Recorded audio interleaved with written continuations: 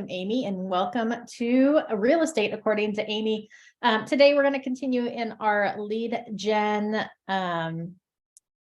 ideas. We kind of talked about a bunch of ideas a couple sessions ago, and now we're just kind of diving into some of those options and what that might look like for you. So today, I wanted to touch on a farm, and you may hear that term a lot when it comes to real estate. There's lots of different ways to do farms, and farm stands for a frequent area of repetitive marketing. When I first got started in real estate, I thought a farm was just, oh, well, it's something, they call it a farm because you go and you sprinkle on it and you visit it and you touch it and you kind of grow those into your clients. But I found out that it actually is an acronym for frequent area of repetitive marketing. So that is another good way to generate leads. Now, keep in mind that when you are doing a farm, there's a couple different ways. One is a geographical farm, where you are looking at a specific area or neighborhood. And the second option would be a demographic farm, where you're looking at a specific group of people. Maybe you're targeting renters, or maybe you're targeting those that want to move up in house, like those entry-level homes, or maybe those that might want to be downsizing. So there's demographics and then there's geographical. So I highly recommend getting started with a geographical farm when you are new to real estate. Or if you're looking for a new method of lead gen. I feel like a geographical farm is a lot easier to maintain and visit. And so that would be a good way to do that. Now, that being said, keep in mind that it's called a frequent area of repetitive marketing. So we need to make sure we're touching it on a frequent basis and repetitively. And remember, in our previous session, we talked about being marketing or prospecting based and marketing enhanced. So we want to make sure that we are prospecting our farm and backing that up with marketing. Now, to get started with a farm, most of your title companies, if you tell them kind of where you're thinking about doing a farm, you want to make sure that it's in an area, number one, that you want to do business. And number two, you may choose to do like a neighborhood around where you live. You may choose to do an area, just like maybe the next hot area, whatever it might be. Just choose your area wisely. Make sure it's someplace that you want to do business and a price point where you want to be doing business as well. You're going to choose that farm. If you reach out to your local title company, then they should be able to provide you with what we call a turnover rate for that neighborhood. Generally speaking, your farm should be no bigger than about 400 homes, and you kind of want a turnover rate of about 4.5% or higher. Okay, so about 400 homes. 4.5% turnover rate or higher. Now, that being said, I have talked with agents where they've chosen a farm that has a much smaller turnover rate. And if you look at it, it had a lot of newer homes, or a lot of homes maybe that just weren't turning over. And that's not necessarily a bad thing.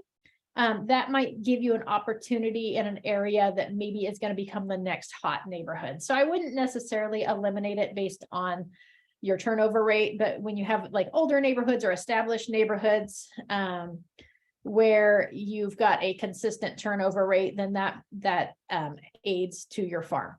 The other thing I want to keep in mind is that a farm is not, I'm going to go visit my farm today and I'm going to walk away with 5 pieces of business tomorrow. It's going to take you a little while to get there. So a farm is a little more labor intensive, and generally speaking, a little more money intensive as well, as far as a lead gen farm, but it's a nice solid way to build your lead generation source. Now, I did say the average size, usually what you're looking for is about 400 homes. I highly recommend that you select an area that has the ability to have at least 400 homes, and maybe even could grow a little larger over time, but we're going to focus in on those first 400 homes for the next probably 2 years. Okay. Now, when you get started with it, we may want to start with just 100 homes at a time. Take it in small chunks. We're going to be consistent in those small chunks, and we're going to earn our right to add more to our farm. Okay. Oftentimes, if you get started with a farm that has 400 homes, you get overwhelmed in month 3 or 4. And then when you get overwhelmed, you tend to stop farming that area and then all the work that you've put in kind of goes to waste, because we want to make sure it's a frequent area of repetitive marketing. So we want to make sure it's something we can handle. So I highly recommend selecting an area of about 400 homes that has that turnover rate you're looking for. And then just bite it off in chunks. Start with 100, be consistent with those 100 homes for the next 3 months. And once you're consistent for 3 months with those 100 homes, then maybe add 100 homes to it. Okay, then be consistent in those 100 homes, then add another 100 to it. Once you're consistent in those 100 homes for about 3 months, then you're going to add that last 100 to it to make it, by the end of the year, you'll be reaching out to 400 people consistently in your farm, if you've proven to be consistent in what you've chosen. Okay, you don't have the right to add more to your farm until you are consistently marketing it for at least a full quarter. Okay, and what do I mean by marketing a farm? Well, I highly recommend that you make sure that you plan it out accordingly on a calendar, and we want to connect with those people at the bare minimum once a month. Okay, bare minimum for a farm is once a month. I would prefer that you reach out to them more often. Okay, and what do I mean by that? Well, I would say once a month, you're going to go door knock your farm. You're going to go show up on their door. You're going to hand them something and leave something behind for those that don't answer. What do you want to leave behind?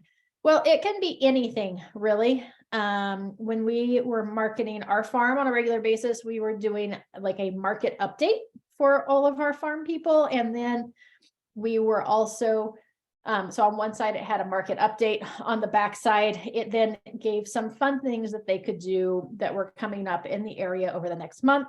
If it's near a school, you could do the, the next varsity schedule where people can go watch football games or baseball games, right? All the home games. So something fun like that, something of value that people might get some value out of. It was really fun, in summertime, we would put a list together of like the movie theaters doing their discount movies on Tuesdays, or the bowling alley that does free bowling or discounted bowling if the temp's over, 100, or the ice rink, right? So just fun activities that people may want to do for that season. So, right, as you're coming up on Christmas, right, where I'm recording this, it's December, your farm may want to put like all the Christmas tree farms out there, right? Like put it all out there, put it on there. Here's your locations. You can go buy Christmas trees in the area, or here's your location. You can go get pumpkins for Halloween, or maybe there's petting zoos, or, whatever it might be, cool restaurants. There's also some opportunity there, but so you're going to drop something off. You're going to knock on those doors and leave something behind, or have a conversation with people once a month. Okay. Now, if you want to back that up, right? So that would be prospecting. We're trying to have face-to-face interactions. We're trying to have conversations. And if you wanted to back that up with marketing, then maybe 2 weeks later, you send out a mailer. Okay. It's not going to take you super long to door knock 100 homes. So when we're first starting our farm, it's going to be pretty easy. You just want to schedule it in 1 week, give yourself a couple days. Maybe you do 25 homes a day. You're going to go door knock, or maybe you want to do all 100 in 1 day. Figure out how you want to do it, how you want to break it down, and make sure you put that on your calendar. The week before that, or 2 weeks before that, we want to make sure that we put together our materials that we're going to take with us. Now, I like to do the 5x7 postcards rather than like a piece of paper. And the reason for that is that if I'm leaving something behind, it's really easy to slide that postcard underneath the doormat and the side of the door, wherever, to leave it behind, versus a piece of paper that is more apt to get ruined in the water. It's going to blow away. And the postcards were a lot cheaper than door hangers, right? So I'm trying to keep it economical as well. Just so you guys know too, Canva is now printing and mailing marketing materials. So if you did your postcard there on Canva, you can actually send it right through Canva. They print it up for you. I was trying to think, I don't know where, oh, I know where my things are. They're not here. But anyways, I was going to show you one of the postcards, but they came out looking pretty nice. So that would be a good option, and they weren't super expensive. So that's one option, to have something printed and mailed to you, but you do want to make sure that you put it on your calendar to create that marketing and send it into printing so that you have it when you're ready to go walk the neighborhood. Now, some other things that you could include, or fun things to do with your farm. Do some activities throughout the year. I would recommend, on a minimum, we're going to treat our farm kind of like we would treat our database, right? Our goal is to add them to our database to get them as clients. We want to be reaching out and connecting with them on a regular basis, multiple times a year. So if you're like, Amy, I don't want to just knock on the door without a purpose, or knock on the door just asking for business, that's fine. Identify something that you can do on a monthly basis that would be a drive, right? So maybe every month you reach out to them and you're like, hey, it's December, we have a canned food drive, and it's January, we have a coat drive, and it's February, we do a blanket drive for the SPCA. It's March, maybe we do canned food again, maybe doing canned food once a quarter. People only tend to think about doing a canned food drive in the winter months, but the food banks and stuff need food year round. So doing it once a quarter might be a win. And then there's other things that you can do, a backpack drive when we're getting ready to start school again, right? So there's lots of different things that you could do to reach out to the community, to provide a service, give you a reason to interact with those people, and then also help others in the community at the same time. So just some fun things that you can do there. The other things that you could do is you could, come summer months or spring, you could host a neighborhood garage sale, right? There's some great options there where you would be kind of the point person for that, pinpoint a weekend, advertise, get people to buy into it, really market it, get it in the newspaper, get it out there on social media, let the people know what you're planning to do. And then that way everybody can kind of come together on that weekend and enjoy the garage sale. When we did that, we bought about 50 garage sale signs. They were super cheap. We just did the corrugated cardboard with the little things that stuck in the ground. I think they were a couple bucks a sign. I think it cost us just over $100 for those 50 signs. And that's something you can use year after year, as well as it gives you something that you can utilize for your existing database. If you've got somebody that's getting ready to list their house or move, if they need garage sale signs, you can give them 10, 15, 20 garage sale signs to help them for their garage sale. So super easy there. When we did our garage sale, we put together a little map of where the garage sales were at. We went by the morning of to all the different locations and dropped off a few of those maps at each place, connected with whoever the homeowner was, passed them out a little goodie bag, and just connected with them. So that worked really well too. So you can just make it a fun event. They do National Night Out in August. That's another event that you can do that's not going to cost you a lot of money. In fact, you could really do it for free. If you've got a park in your neighborhood or in your farm, you could schedule that for the National Night Out. Let the neighbors know you're planning to do that. That way everybody can kind of come and get together. We even did it as a potluck at National Night Out, see the fire trucks, the garbage trucks, the policeman, whoever it is that comes by, and hang out and get to know those in your neighborhood, right? We're just trying to provide value. Some other activities that people have done: paper shredding, dumpster day, where they rent a dumpster and people can throw their big trash into the dumpster.